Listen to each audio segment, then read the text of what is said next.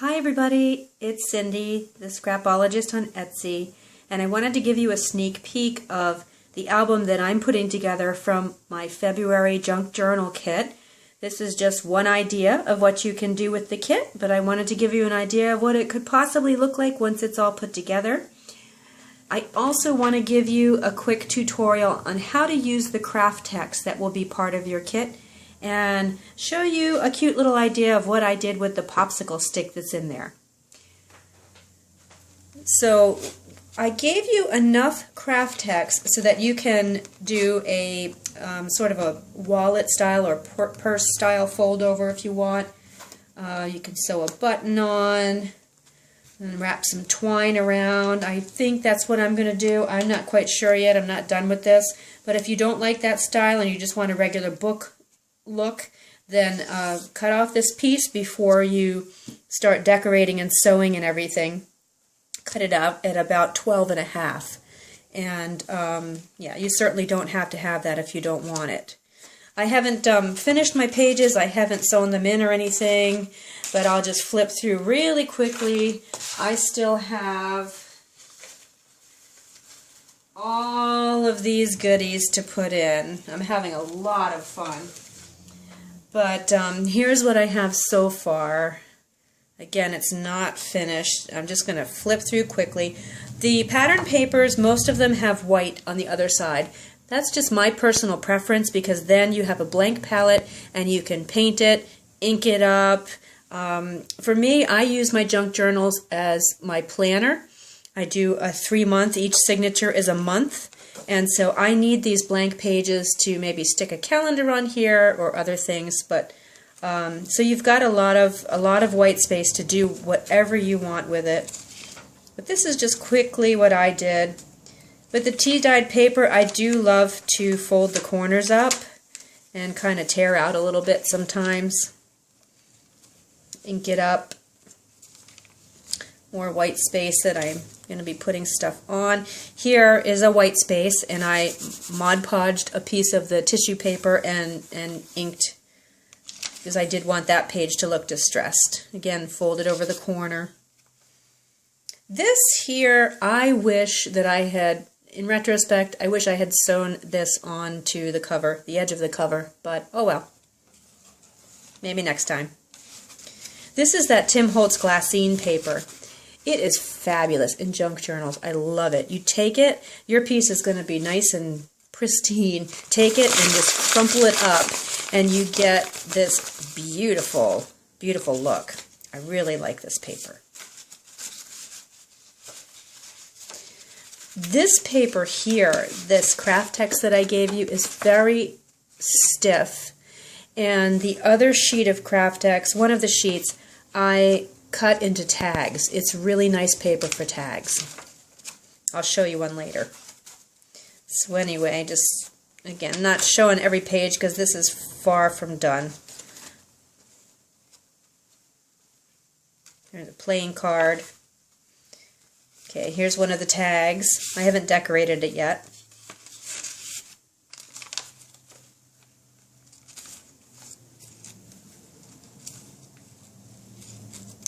Some of the vellum that you get in the kit, the old vintage ads, the coloring book, I stamped,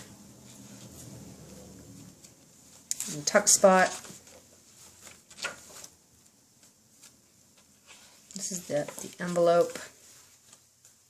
Here's the last signature.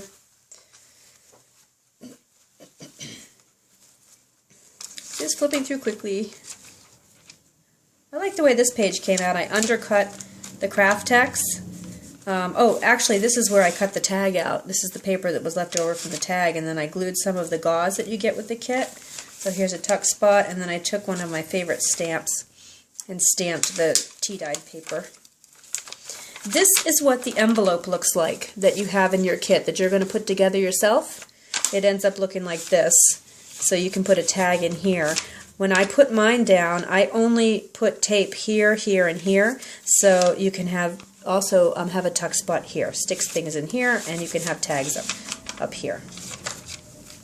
And this is the other side. Again, I cut a tag out of this remaining Craft-Tex.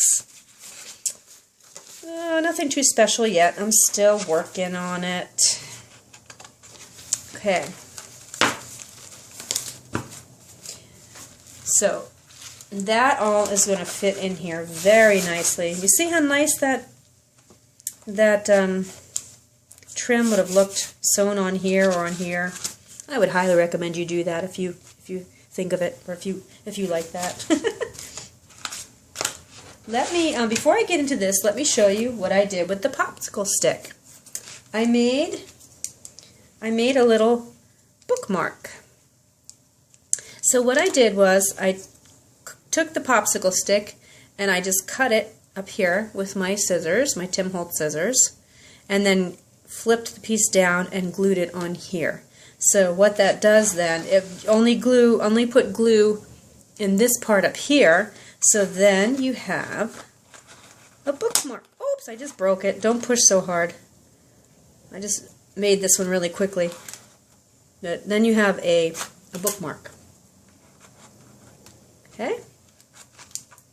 This one is finished, and I painted it white, and then I wrapped washi tape around the top and then glued this to here, and then I just took a button and some hemp that I had and tied some beads to the bottom. And so there is, there we go, a really pretty bookmark. So that's just one idea of what to do with your popsicle stick. I would really love for you to go over to my Facebook page and show me what your ideas are for the popsicle stick. We might come up with some really cool ideas. Alright, let me show you how I did this. I'm not going to do a step-by-step on how I did this because after every step you have to let it dry.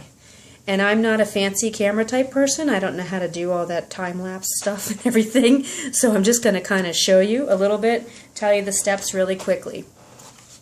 When you get your Craft-Tex, it looks like this. Your piece is going to be larger, obviously.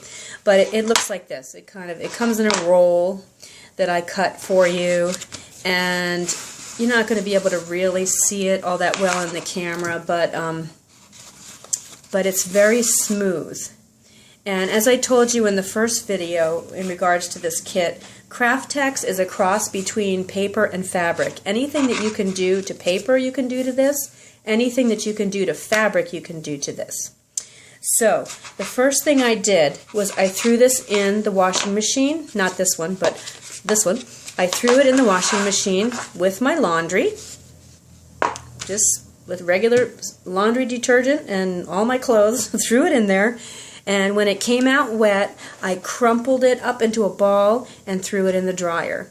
And then it comes out really nice and textured. So that's the first step, if you want to do that. But if you want it nice and smooth like this, that's fine too. So after I washed and dried it, that's step one. Step two, you do need to iron it because it just has a lot of wrinkles in it. Just iron it like you would regular fabric. Step three, let me get a smaller piece here. Step three, I took my Tim Holtz Distress Stain. This is gathered twigs. And I just went through and painted the entire thing. Painted or stained, I guess would be a better word. And stained the entire thing. I tried putting some of the tarnished brass on it. Let me see if I can find that piece. Right here. See this? I kind of ended up not liking it. And here's some up here too. But you might like it. It depends on what kind of look you're going for. Use any color you want. It doesn't even have to be this distress stain. There might be a better way to do this. But this is just what I have on hand, so this is what I use. So after you stain it or paint it or whatever you decide to do with it, let it dry. And then I took this Prima stamp. I think it's a Prima stamp. I'm pretty sure it is. And white pigment ink. And I'm going to do it on the other side so I don't ruin my stamp. And I can never get this thing open.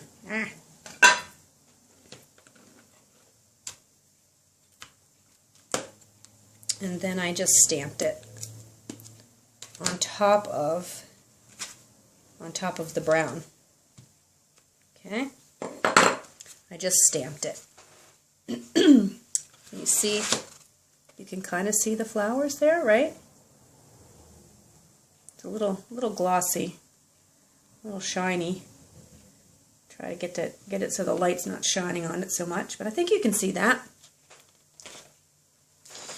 Now, the thing about Craft-Tex too is that if you're going to do any of this kind of stuff, you do have to heat set it. It's kind of non-porous. So, and as a matter of fact, dry adhesive doesn't work on Craft-Tex, doesn't work well on Craft-Tex either, like tape. You need a wet adhesive. You need glue if you want to stick anything to this. But I usually sew everything on. But once I stamped all my flowers, then I used my heat tool and I heat set it and dried it. Otherwise, it's just going to stay wet. So once I did that, I took my Mod Podge. Whoops, let me get this white ink pad out of the way before I get white ink on everything. I took my Mod Podge and I Mod Podged it. Now, I'm happy with it. It's a little glossy in the camera because of the light that I have, but in real life it's not quite so shiny, and I really like the look and the feel of it. It's a little tacky. If you don't like that, you can spray some fixative on it too. Oh, you know what? I forgot to even tell you the very first step. I sewed on it. Can you see the top? I sewed around the entire edge. I totally forgot to mention that step. You can see it better on this side. Just with my sewing machine. But you can do that at any point. So after I put the Mod Podge on, then now I have my markings for sewing in my signatures, and I'm going to do that next. So this is one possibility of this beautiful kit. I do hope you like it. Subscribe down below if you like my videos. Head over to my Etsy shop if you would like to get one of these kits. There are only 20 left. And thank you for watching. Have a great day. Bye-bye.